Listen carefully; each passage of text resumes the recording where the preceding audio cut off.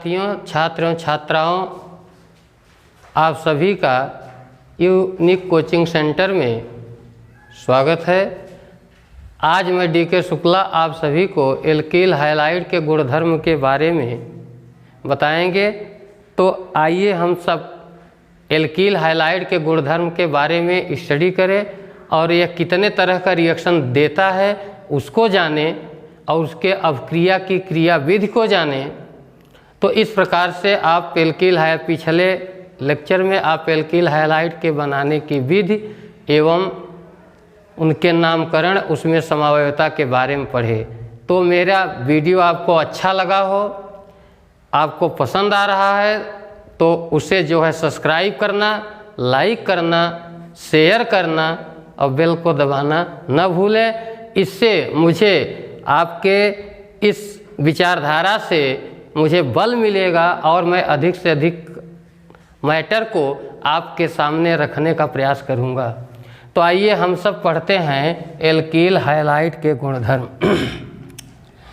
तो आप पहले से ही जान रहे हैं 11th के लेक्चर के अनुसार कि किसी भी कार्बनिक यौगिक के दो पार्ट होते हैं।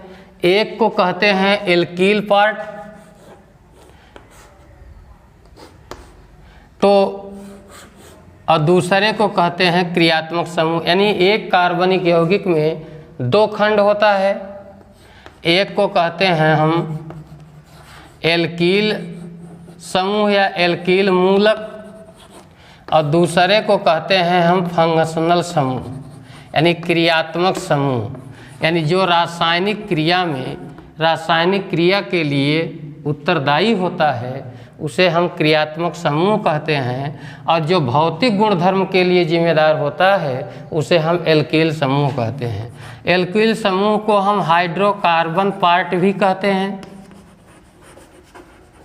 हाइड्रोकार्बन पार्ट कहते हैं। तो हाइड्रोकार्बन पार्ट वह भाग होता है कि किसी भी कार्बनिक यौगिक में क्रियात्मक समूह के अतिरिक्त कार्बन और हाइड्रोजन युक्त भाग को हम हाइड्रोकार्बन पार्ट कहते हैं।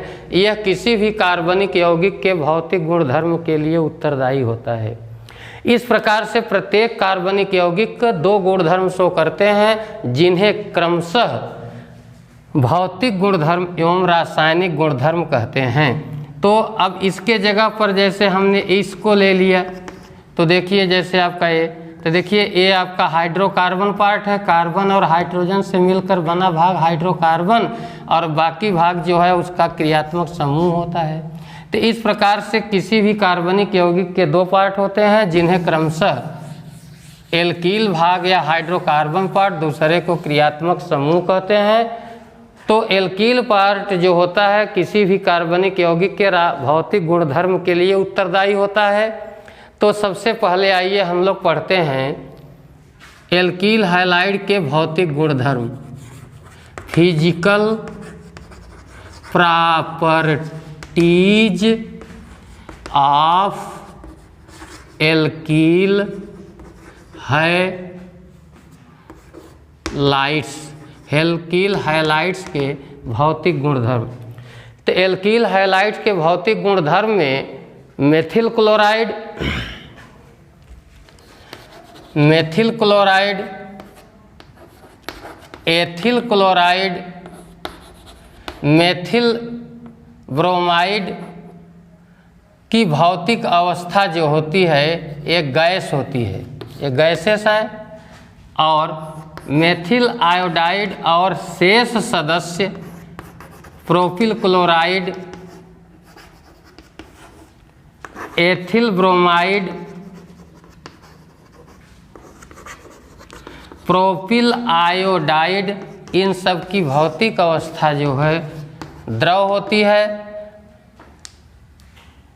इस प्रकार से हमने आपको बताया कि methyl chloride, ethyl chloride, methyl bromide की भौतिक अवस्था द्रव होती है। Methyl iodide, propyl chloride, ethyl bromide और प्रोपिल आयोडाइड, एथिल आयोडाइड, इन सब की भौतिक अवस्था गैस द्रव होती है।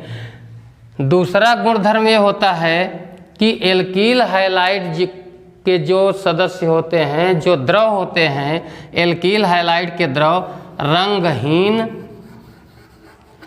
तथा प्लीजेंट स्मेल के होते हैं, माने रुचिकर गंध के होते हैं। यानी एल्कील क्लोराइड के जो सदस्य द्रव होते हैं वे रंगहीन और रुचिकर गंध के द्रव होते हैं, लेकिन ब्रोमाइड और आयोडाइड को खुले सूर्य के प्रकाश में या धूप में रख देने पर ये अपघटित होकर विलयन को रंगहीन से रंगीन बना देते हैं। जैसे आप एल्कील आयोडाइड को एक्सपोज्ड इन सनशाइन, सूर्य के धूप में एक्सपोज खुला छोड़ दिया जाता है तो आयोडीन और प्लस एल्केन बन जाने के नाते तो ब्रोमीन का कलर जो होता है बैगनी होता है, इसलिए एल्कील हैलाइड का जो रंगहीन रसायन होता है वो रंगीन हो जाता है। तो इस प्रकार से आर के जगह पर अगर हमने एथिल आयोडाइड ले लिया तो यह जो है टेम्परेचर पा करके यह अपघटित हो जाता है आपका ब्यूटेन में और आपका I2। तो इस प्रकार से एक खुला धूप में छोड़ देने पर या सूर्य के प्रकाश में धूप में अपघटित होकर रंगहीन को रंगीन बना देते हैं। तो इस प्रकार से तीसरा गुणधर्म एल्कील हैलाइड जल में अघुलनशील होता है। माने तीसरा गुणधर्म एल्कील हैलाइड का हम लोग पढ़ेंगे कि एल्कील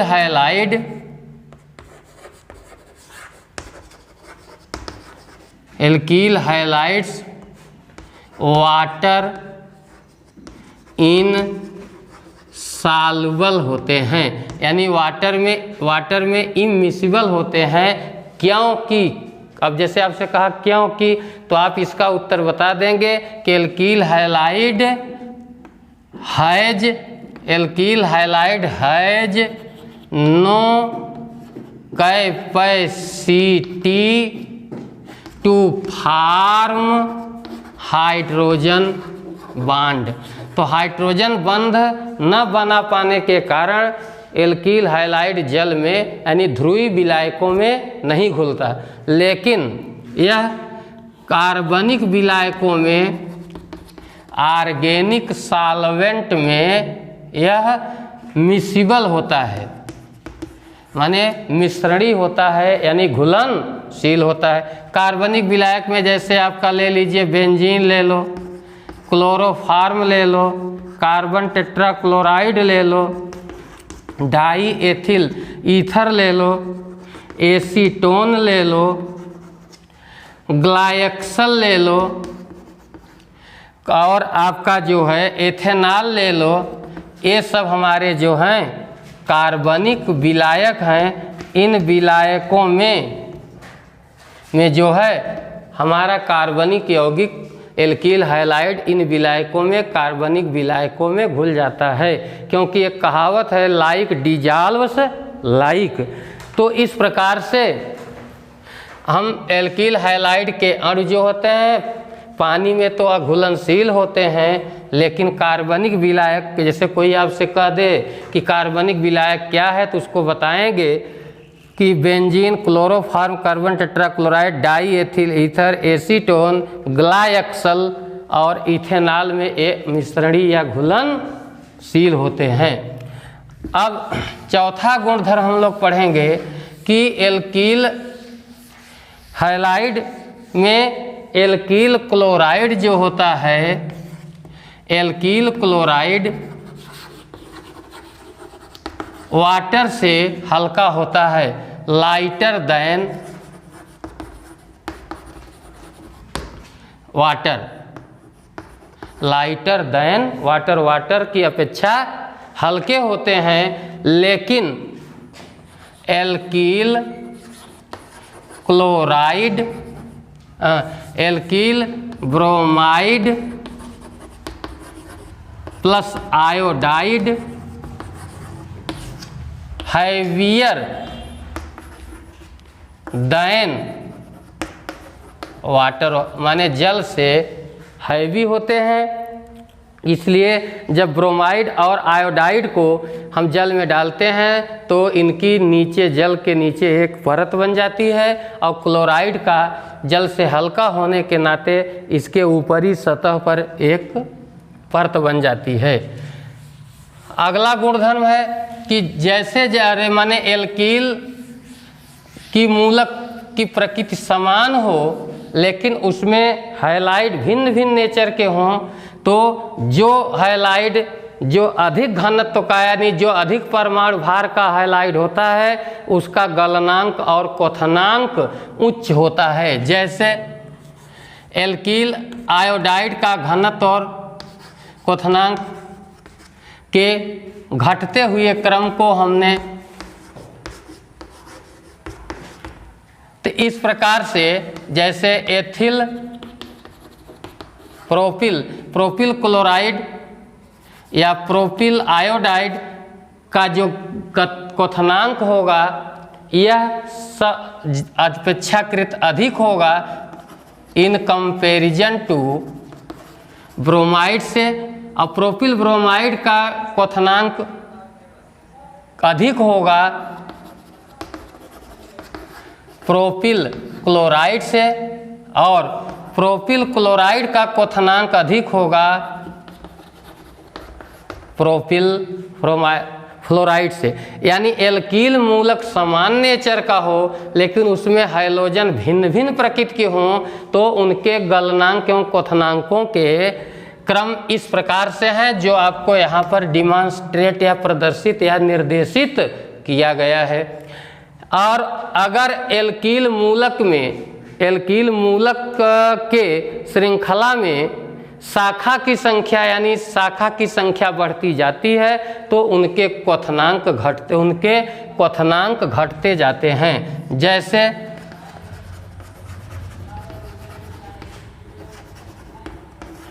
अब एक सदस्य ये ले लिया, दूसरा सदस्य ये ले लीजिए,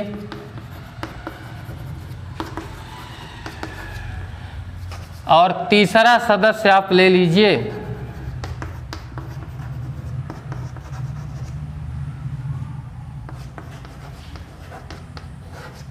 अब इसमें से सबसे ज़्यादा जो है क्वथनांक आपका होगा पेंटिल क्लोराइड का होगा,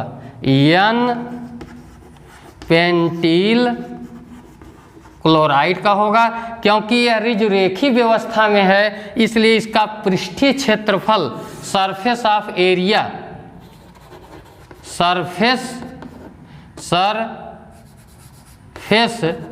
एरिया जो है इसका सबसे ज़्यादा होने के कारण इसका क्वथनांक, इसमें वांडरवाल या अंतरा द्विध्रुव आकर्षण बल ज़्यादा लगेंगे। और ये आपका आइसो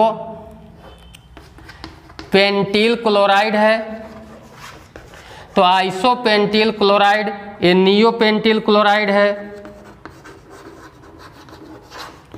तो इसमें जो है इसका पृष्ठीय क्षेत्रफल एन पेंटिल के तुलना में आइसोपेंटिल का कम है, आइसोपेंटिल से भी नियोपेंटिल का कम है। इस प्रकार से हम कह सकते हैं कि क्वथनांक का घटता हुआ क्रम यह होगा, जब शाखा की संख्या बढ़ेगी समान एल्कील समूह में तो जो है उसका पृष्ठीय क्षेत्रफल घटता जाता है, जिसके वजह से वांडरवाल फोर्स द्विध्रुव आकर्षण बल का मान घट जाता है, इसलिए इनके गलनांक और क्वथनांक के मान कम हो जाते हैं। इस प्रकार से हमने देखा कि जो है एल्कील हैलाइड के एक विशेष भौतिक गुणधर्म थे जो मैंने आपको बताया।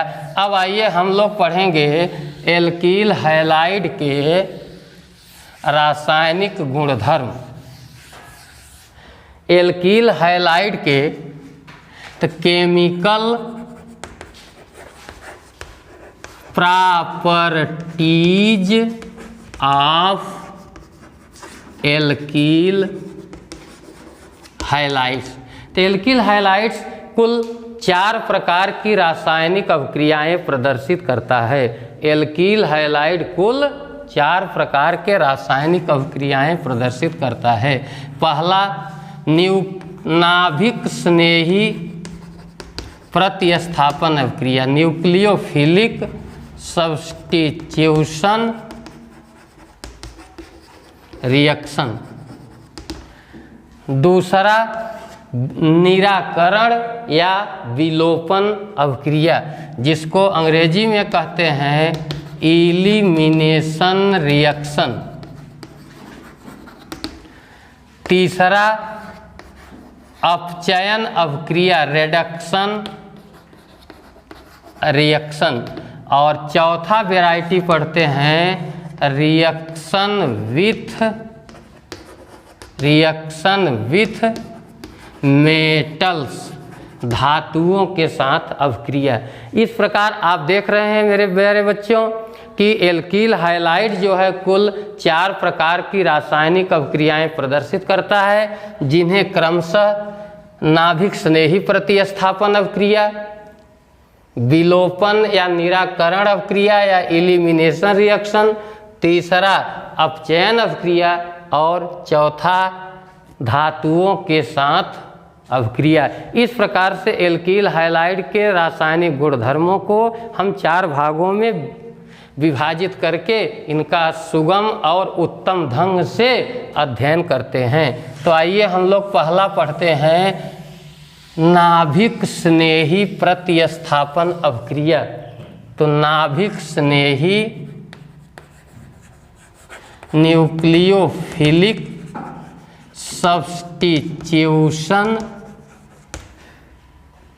रिएक्शन, नाभिक स्नेही प्रतिस्थापन अभिक्रिया। तो एल्कील हाइलाइड विशेष करके या मुख्य रूप से नाभिक स्नेही प्रतिस्थापन अभिक्रिया ही देता है, क्योंकि इसका जो यक्ष समूह होता है वह दुर्बल क्षारक होता है। इसलिए ये प्रबल क्षारक के द्वारा या प्रबल नाभिक स्नेही के द्वारा ये आसानी से विस्थापित या प्रतिस्थापित हो जाता है। तो यह नाभिक स्नेही प्रतिस्थापन का अर्थ हुआ कि जब एल्कील हाइलाइड पर कोई नाभिक स्नेही आक्रमण करता है, जब किसी अभिक्रिया में आक्रमणकारी अभिकर्मक नाभिक स्नेही होता है और अभिक्रिया का में प्रतिस्थापन हो, तो उसे हम मुख्य रूप से नाभिक स्नेही प्रतिस्थापन अभिक्रिया कहते हैं। जैसे आप RX का अणु ले लिया और इस पर A, तो A आपका न्यूक्लियोफाइल है। अब ये न्यूक्लियोफाइल एल्कील हाइलाइड के अणु पर आक्रमण करेगा तो हमारा प्रोडक्ट बन जाता है ROH और X। तो ये वीक लीविंग ग्रुप है, वीक बेस है, दुर्बल क्षारक है। अब यहाँ पर R एल्कील समूह को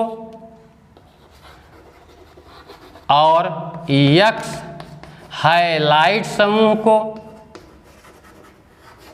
और OH न्यूक्लियोफाइल को दर्शाता है। तो इस प्रकार से इस नाभिक स्नेही प्रतिस्थापन अभिक्रिया में आक्रमणकारी अभिकर्मक जो है नाभिक स्नेही है, इसलिए इस प्रबल और OH प्रबल नाभिक स्नेही है, इसलिए प्रबल नाभिक स्नेही द्वारा एल्कील हाइलाइड का दुर्बल नाभिक स्नेही यक्ष आसानी से प्रतिस्थापित हो जाता है और हमें प्रतिस्थापित उत्पाद मिलता है एल्कोहल। अब इस प्रकार से नाभिक स्नेही प्रतिस्थापन अभिक्रिया 2 प्रकार की होती है। नाभिक स्नेही प्रतिस्थापन अभिक्रिया को हम संक्षेप में SN से डिनोट करते हैं। नाभिक स्नेही प्रतिस्थापन अभिक्रिया को हम S1 से डिनोट करते हैं। अब यह 2 प्रकार का होता है, एक अणुक यूनिमालिकुलर रिएक्शन और द्विअणुक बाईमालिकुलर रिएक्शन। तो द्विअणुक अभिक्रिया होता है और SN अभिक्रिया 2 प्रकार की होती है।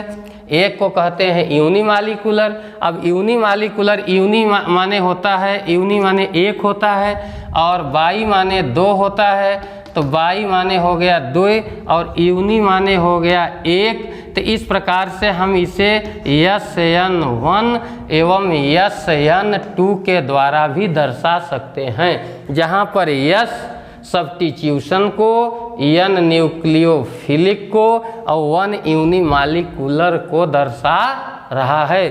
और यहाँ SN2 S से सब्स्टिट्यूशन, N से न्यूक्लियोफिलिक और 2 से बाई मालिकुलर को दर्शा रहा है। इस प्रकार से हम बाई मालिकुलर न्यूक्लियोफिलिक सब्स्टिट्यूशन को संक्षेप में SN2 से और यूनिमालिकुलर सब्स्टिट्यूशन न्यूक्लियोफिलिक सब्स्टिट्यूशन रिएक्शन को SN1 से दर्शाते हैं। इस प्रकार से एल्कील हैलाइड के नाभिक स्नेही प्रतिस्थापन अभिक्रिया को 2 भागों में अध्ययन करके, 2 भागों में विभाजित करके तब इसका हम अध्ययन करते हैं। तो इतनी बात आपको समझ में आया। आगे देखिए, अब हम लोग लेते हैं नाभिक स्नेही प्रतिस्थापन अभिक्रिया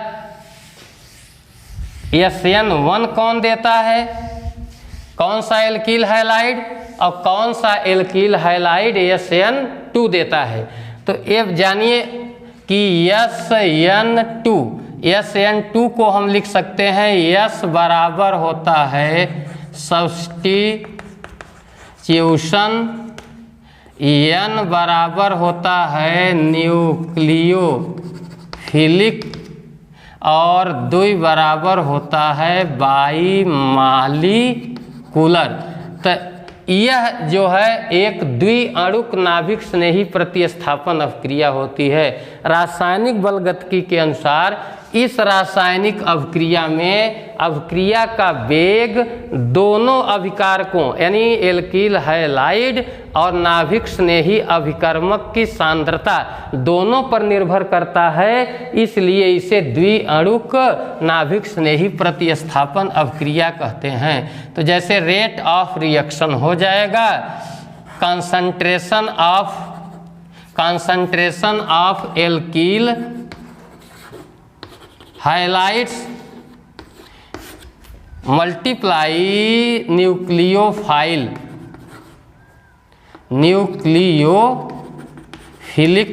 रिएजेंट्स। तो नाभिक स्नेही और एल्कील हैलाइड दोनों के सांद्रता के गुणनफल के समानुपाती होता है अभिक्रिया का वेग, यानी अभिक्रिया के वेग माने R बराबर लिख सकते हैं KRX गुणे न्यूक्लियोफाइल। तो इसका मतलब अभिक्रिया का वेग 2 अभिकारकों के सांद्रता के गुणन के फल के समानुपाती है, इसलिए हम इसे द्वितीय कोटि की रासायनिक अभिक्रिया भी कह सकते हैं। तो इस प्रकार से SN1 रिएक्शन रासायनिक बलगतिकी के दृष्टि से द्वितीय कोटि की रासायनिक अभिक्रिया भी है। तो इतनी बात को समझ गए होंगे। तो आइए हम लोग अब पढ़ते हैं SN2 अभिक्रिया कौन से एल्कील हैलाइड देते हैं, क्योंकि एल्कील हैलाइड में 1 डिग्री एल्कील हैलाइड, 2 डिग्री एल्कील हैलाइड और 3 डिग्री एल्कील हैलाइड होता है। तो एल्कील हैलाइड जो है 3 तरह का होता है, 1 एल्कील हैलाइड, 2 डिग्री 3 डिग्री 3 तरह के होते हैं। तो जो SN1 के अंतर्गत हमारा जो आता है वह आपका आता है प्राइमरी एल्कील है, अरे जो प्राइमरी एल्कील हैलाइड होता है यानी CH3Cl, CH3CH2, Cl, CH3CH2Br, CH3CH2, CHI, ये सब हमारे एल्कील हैलाइड जो होते हैं ये विशेष करके SN1 यानी प्राइमरी एल्कील हैलाइड यानी 1 डिग्री एल्कील हैलाइड जो होता है हमारा जो है वह रिएक्शन देता है SN2 यानी द्वितीय कोटि की यानी द्विअणुक नाभिक स्नेही प्रतिस्थापन अभिक्रिया देता है। कौन हैलाइड? आपके प्राइमरी एल्कील हैलाइड। और द्वितीयक एल्कील हैलाइड माने द्वितीयक एल्कील हैलाइड्स में आपका SN2 भी हो सकता है और SN1 भी होता है। जब नॉन पोलर सॉल्वेंट होगा, नॉन पोलर सॉल्वेंट होता है तो अभिक्रिया SN2 के माध्यम से होगा। अब अगर पोलर सॉल्वेंट रहेगा, पोलर सॉल्वेंट यानी ध्रुवी विलायक होगा, तो अभिक्रिया जो है द्वितीयक एल्कील हैलाइड में SN1 के मैकेनिज्म से होगा। और SN1 मैकेनिज्म में ध्रुवी विलायक, और ध्रुवी विलायक की क्षमता में सबसे ज़्यादा ध्रुवता H2O में होता है, इसके बाद फार्मिक अम्ल में होता है, इसके बाद मेथिल एल्कोहल में होता है, और इसके बाद एथिल एल्कोहल में होता है, और तब इसके बाद जो होता है एसिटिक अम्ल में होता है। ये एल्कोहल के सक्रियता का, ध्रुवी विलायकों के सक्रियता का घटता हुआ क्रम है। डिक्रीजिंग ऑर्डर ऑफ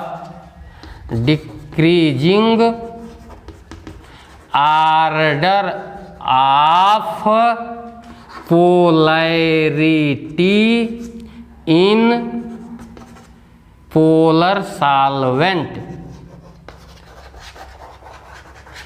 तो ध्रुवता का घटता हुआ क्रम है, इसका मतलब सबसे ज़्यादा जल ध्रुवी है। तो अगर ध्रुवी विलायक उपस्थित है तो द्वितीयक एल्कील हैलाइड में SN1 अभिक्रिया के द्वारा अभिक्रिया होगी।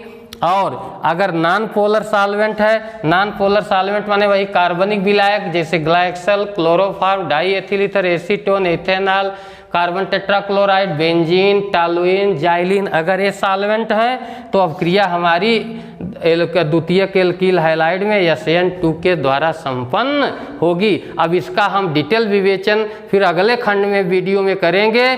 तब तक इतने अध्ययन आप करते रहिए। उसके बाद हमारे इस वीडियो को आपको पसंद आया हो, समझ में आया हो और आपको अच्छा और उत्तम लग रहा हो तो मेरे इस चैनल को सब्सक्राइब करना, शेयर करना और लाइक करना और बेल को दबाना न भूलें।